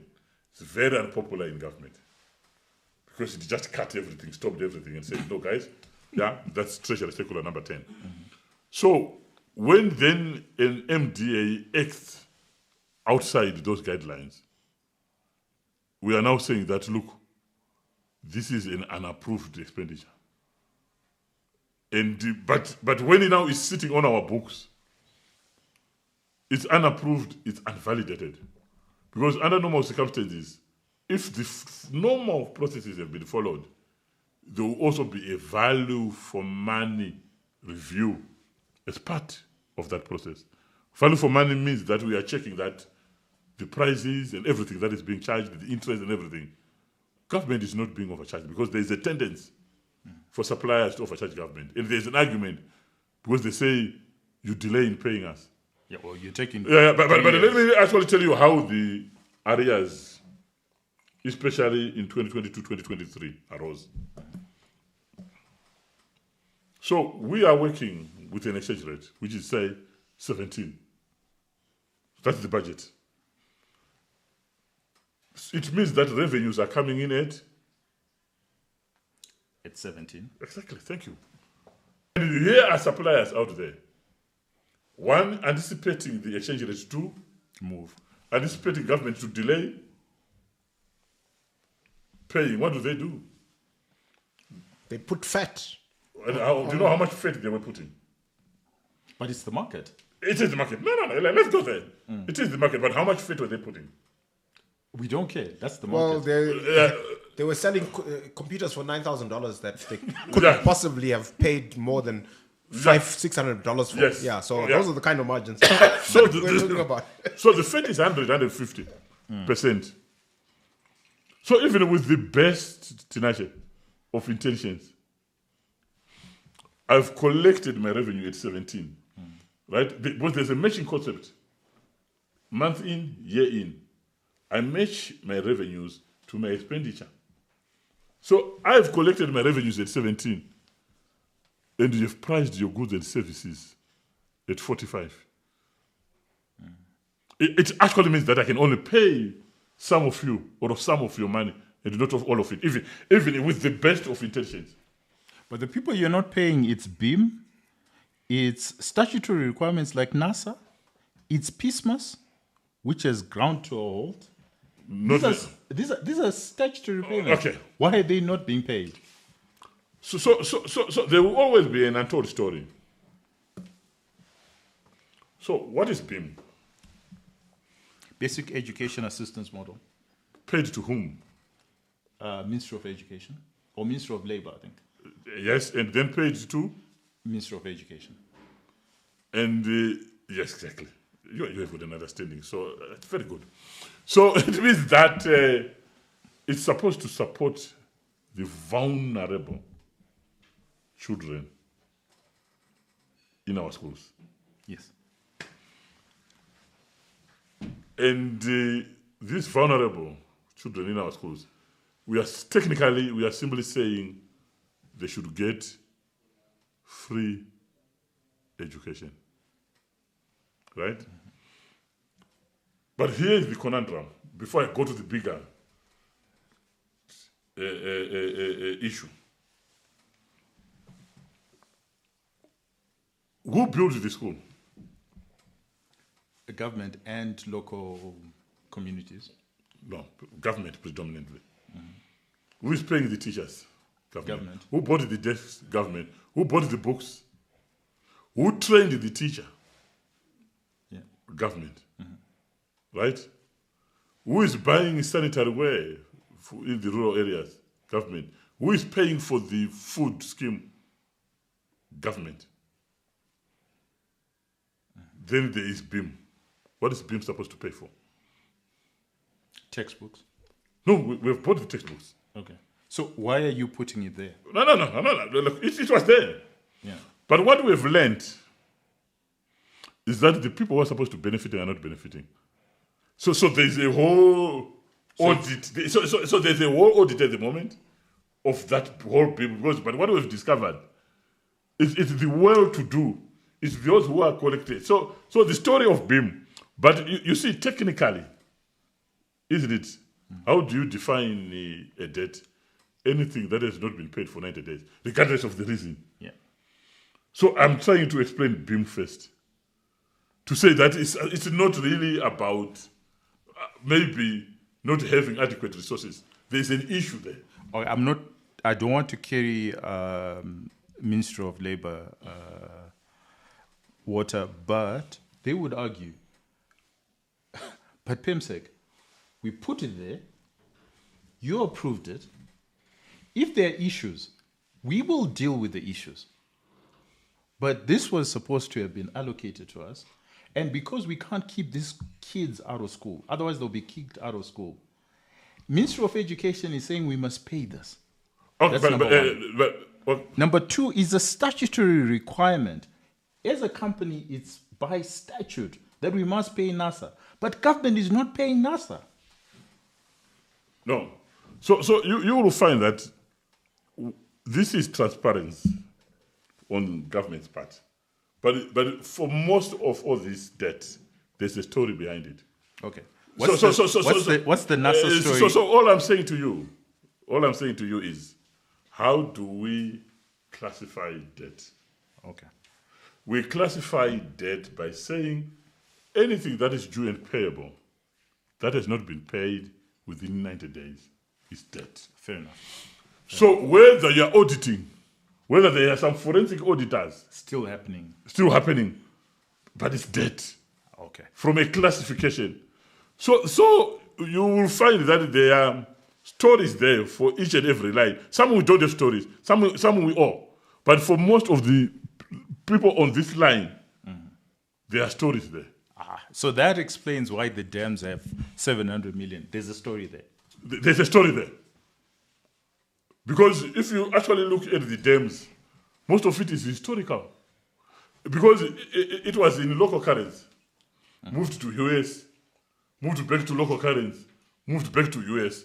Now we want to say, but how much have we actually paid here? And most of it is actually historical. Okay. But again, the same contractors who are owed here are the same contractors actually is today building the dams. Do you think that if they were owed this money and there's no plan and that they would still be on the sites? And I'll give you another example on the roads. Right? We will have arrangement. So I'll tell you an arrangement that we've made. Okay. Government is the one that created the local contractors for the roads via the Harare Bedbridge Road. Right? And all the equipment that you now see on balance sheet of these companies was bought using government money. And they've got all this equipment. We still owe them by arrangement, because we've agreed that we'll pay you bit by bit. But when an IPC is submitted and it's over 90 days, right? It's overdue technically. But we have arrangement with these contractors.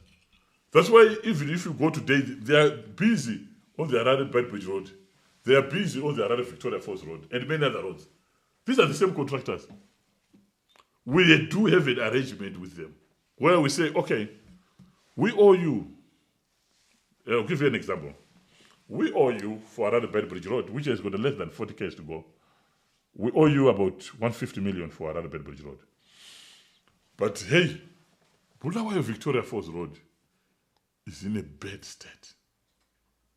You guys, you have already invested in this huge machinery and equipment, and you are almost done with the Harare Bedbridge Road. And this equipment is sitting idle. If it sits idle for over a year, you know your accountant will come and they will write down this equipment. I don't have money at the moment to pay you for Bulawayo Victoria Falls. What I have budgeted for, because initially the road was supposed to be done by a concession, but it was taking time. So and we realized that we are supposed to have a T20 cricket game there sometime next year, and we needed the road done. So we had to change the model, where we now say government will pay. But I had not budgeted for it.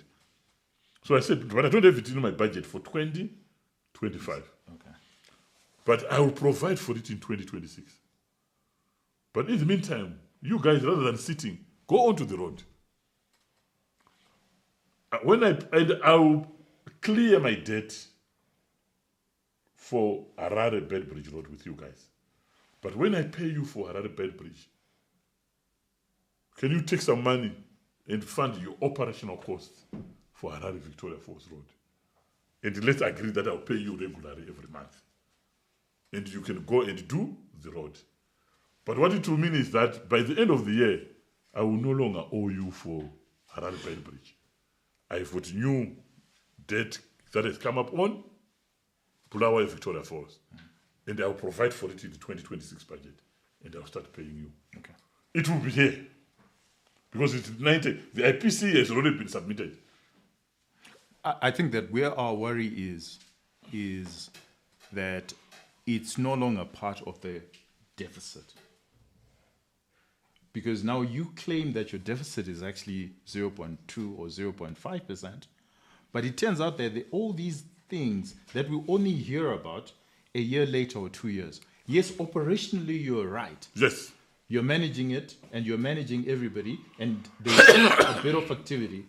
But from us as analysts, when we look at your budget and you say 0.2%, and we go to the market and we say, actually, no, it's not going to be 0.2 because we know that there are all these things. But you see, when you say that to the market, you are defying accounting principles. But your problem anyway will end from next year, but I will explain how it will end. Yeah. At the moment, government, by accepted international accounting standards, was using a cash budgeting system, which is not efficient, right? Mm-hmm. And hides lots of things, admittedly. From 2026, we are moving to IPSAS. Okay. So IPSAS, so cash accounting was on a non-accrual basis.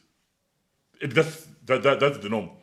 But it was not international best practice.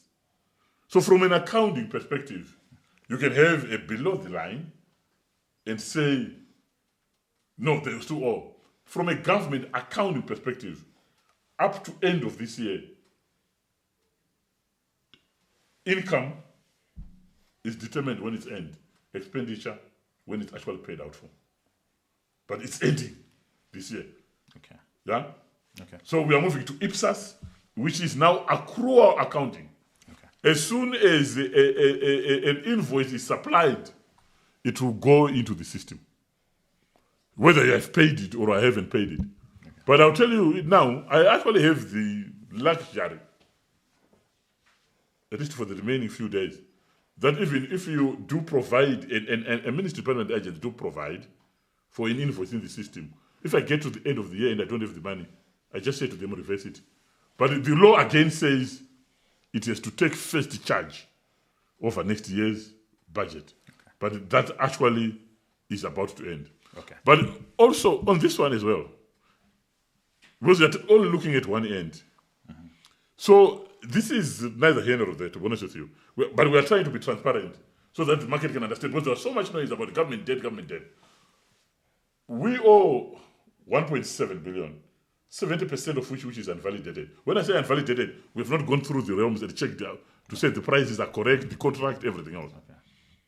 So that's going to happen. That's going to happen. And Parliament will have an oversight of Yes, that process. of that process. Okay. That's why it is gone that on as part of the budget. Okay. But we are owed too by you guys over 800 million from the same period, 2022, 2023, up to now. The taxpayers owe government 800 million. So some of it here, Are those businesses still operating? yeah, we are owed 800 million. Yeah. Okay. So mathematically, once we validate this debt, right, and we also do set-offs with what we are owed, it's neither here nor there.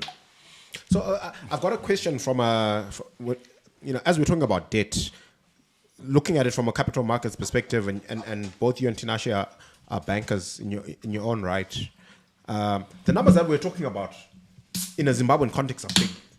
Whether it's 1.7 billion that's owed to government suppliers and vendors, whether it's the total national debt, depending on the number that you want to use, 20 to 25 billion. And, I've often argued, Mukanya accuses me naively that in the context of global capital markets, it's a drop in the ocean, right? Under the right circumstances, we should be able to go into global capital markets and raise 25 billion in a heartbeat. But you've actually been on the ground, working with IMF, World Bank, going to the meetings in Washington, D.C., talking to capital allocators all over the world, right? What is the challenge? Why can't we go onto these very liquid global debt markets and just raise 5, 10, 15 billion? So earlier on, Faro, you highlighted the perception, and we have come a long way in addressing some of the issues of the perception.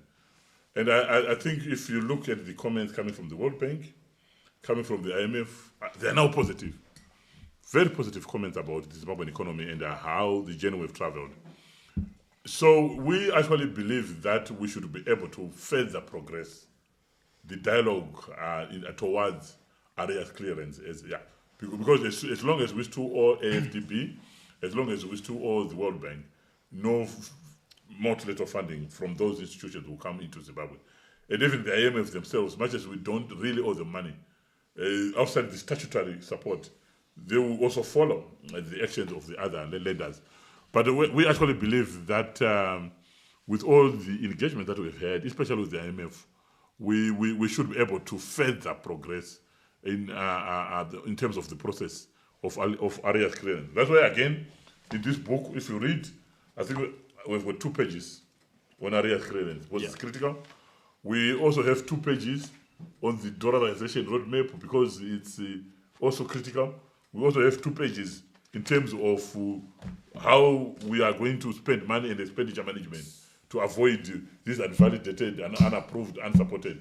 And as I said to you, that look, we ended up having car hire of 60 million, and I was working backwards and saying, look, this could easily be 3,000 motor vehicles that would have been purchased.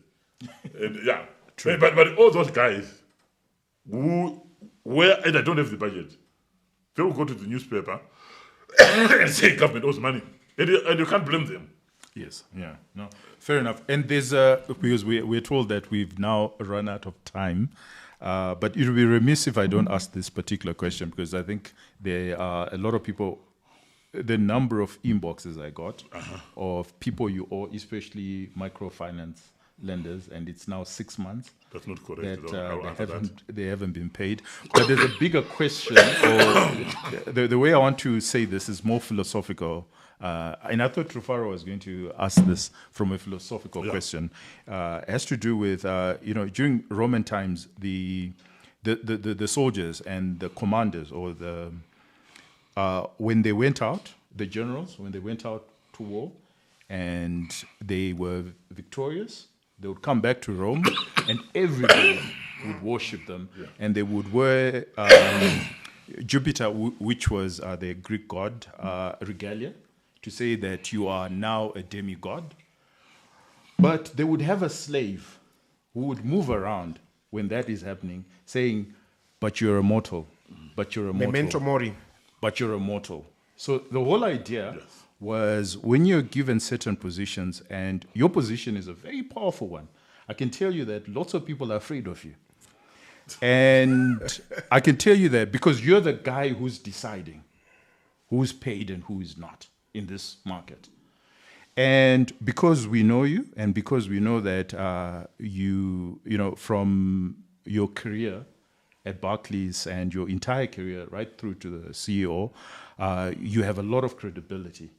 And because I know you're not a politician, so I can actually ask you that, don't you think that it would be a worthwhile exercise that you remove yourself from deciding who gets paid, and it's done by a committee where the line ministries are there, where the suppliers are also there, the contractors are also there, and it's a transparent process that removes the individuals. Because what we hear from the market is, and again, because your name is Gigi, they remember an old Gigi and what happened during that period. Okay. And don't you think that you also need a slave moving around with you saying, but you're also just a mortal? Okay, and you remove yourself because you are a credible individual. Remove yourself as an individual, and then allow a committee. Yes. So I think it's also a misunderstanding of government processes and how things work. So Treasury is not a procuring entity. So we do not procure goods and services on behalf of ministries, departments, and agencies. So they do their own procurement. We simply review to see that there's value for money and that all the legal steps have been followed. When it comes to payment again, the decision does not lie in Treasury. Treasury pays on request from the particular ministries, department, and agencies, in line with their programs, in line with their budgets. So we only prioritize when it comes and say, okay, you have come, you've got a dam, we've got a road. This is, you want 50 million, here is 10 million. We send it back to the ministry, department, and agent. Because we don't even know their suppliers. So you can imagine if everything was going to sit in Treasury, and we're going to decide each and every person who is going to be paid for an air ticket, who is going to be paid for provisions, coffee, who is going to be paid for computers, who is going to be paid. No. There's actually a misunderstanding because people look at Treasury for government as in Treasury in the banks, to say that's where everything is centralized. In government, it's completely different. There's no centralized decision making at all. So we actually don't understand where the perception that it's a Treasury decision, or is the minister, or is the PEMSEC, or is the chief director, or is the deputy minister who actually makes the decision on who gets paid. No, because most of the suppliers, you can imagine from a district level up to central government level, how many suppliers are there? And if we all actually had to pay them from Treasury. That's why we have instances where we send money and the MDA diverts it to other use, hoping that more money will come, and you then have mostly money that gets diverted is money for utilities, right? And it's used for something else, hoping that they'll get the money. And we will not even know, right, within Treasury, that has happened until someone then comes back. So there's no centralization at all of payments in Treasury. Because if that was what was going to happen, I would never work. You can imagine. Look, I think we'll need a whole room like this of payment vouchers. So what we hear, so where are these rumors coming from? Because almost everybody in government says, can only problem, and no, George. Dear payment. No, it's the release of the money to the MDA. And then the MDA then pays their supply. You see, because we don't know the suppliers. We do not know. Do you think that when you sit in Treasury, you would actually know what is happening in Bulawayo, where they are ordering their chairs, their desks, where they send their car for service? How would we know? We wouldn't know. All right. Okay. Yeah, but even practically, you try to imagine it, given the whole size of government, that if we had 20 people, even if we form a committee, that committee would do nothing else. I think you would need a committee of 200 people to do this, just to go through and make the decision on payment. Okay. Yeah. And but then the what would come to Treasury though is where you want financing structures. Okay. Yes. So where you want a financing structure, you want to deal with an MDA. So you go to an MDA and you want to do a road. Right? Mm-hmm. And you say, I've got my own resources and I can lend the government.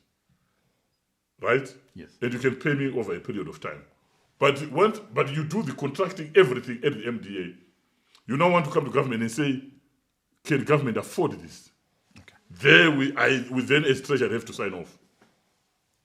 Because there is a debt that is actually involved. On microfinance, I know we don't have time. Yeah.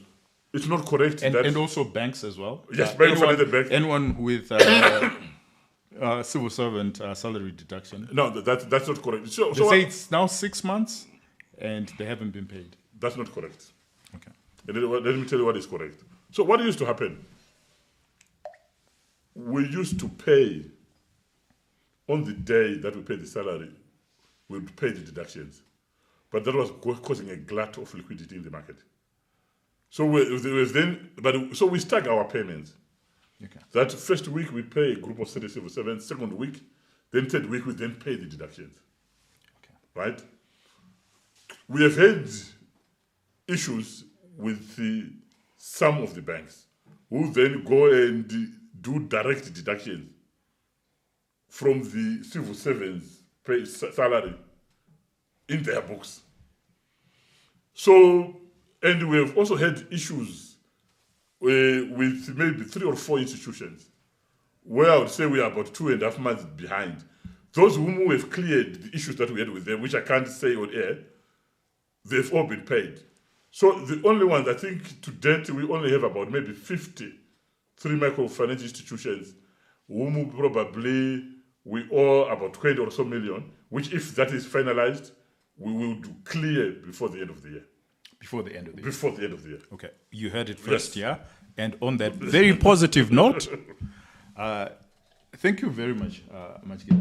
I think you need to do more of this. Are you a politician? No. Should we expect more? I mean, you're 50-something. Should we expect you in political office at some point?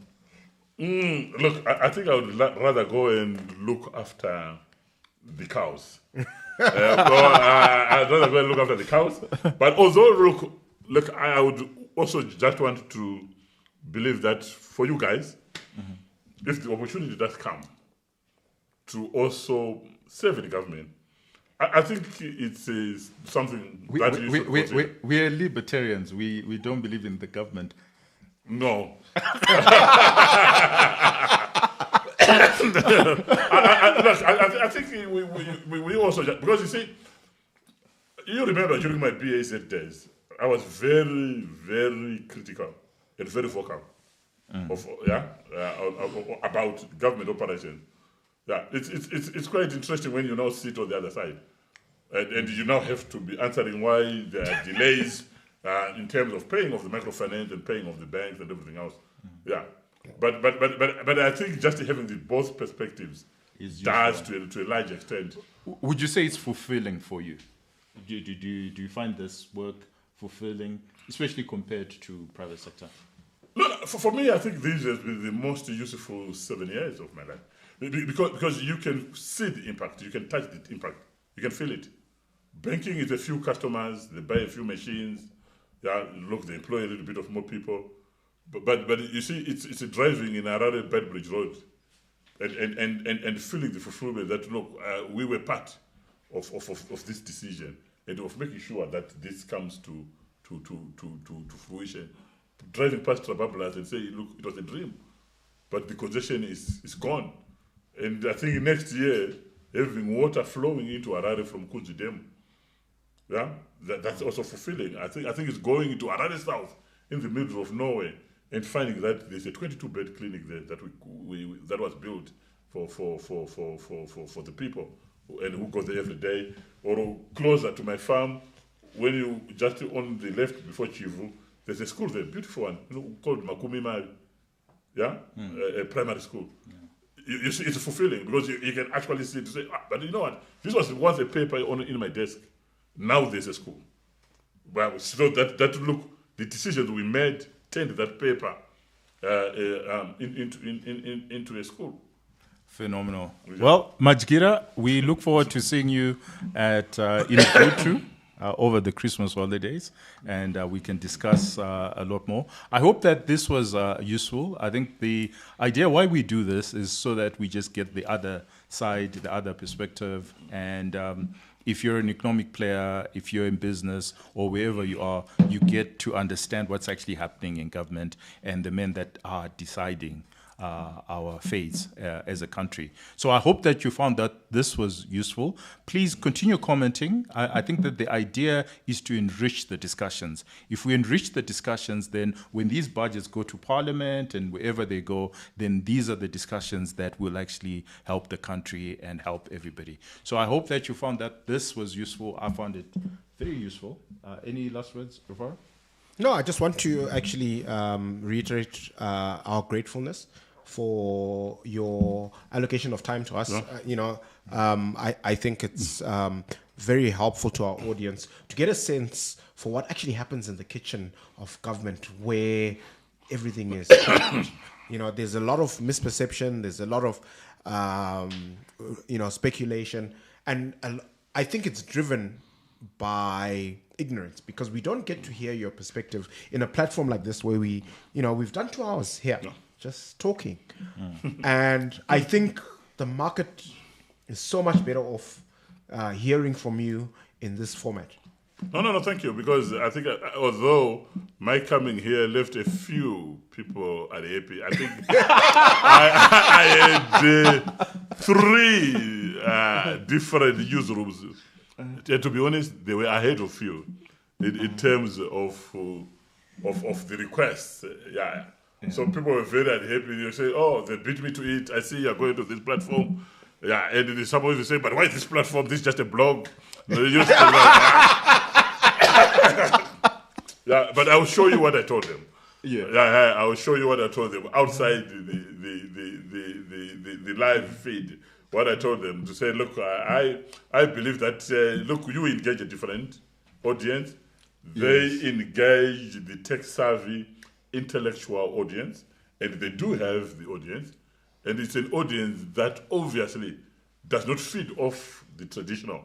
And any misconception that they have, if they don't have the opportunity for us to sit and have a conversation, then actually, then they never get to hear the truth and the correction of the misconception. So I'll show you what I told them. I said, look, and they said, no, but they are better. They said, no. You could select better. I said, look, I've selected to go there. So I left a few people unhappy. They thought that I should have been probably on their platforms, probably on their show. But my assessment was that for the conversation, look, I think maybe this was one of the best platforms to come and have the conversation. Well, there you go. You heard it first, yeah. Thank you very much, Coca-Cola, for sponsoring this show. And we look forward to a very festive Christmas period. And cheers. Yeah. Cheers. No, thank you.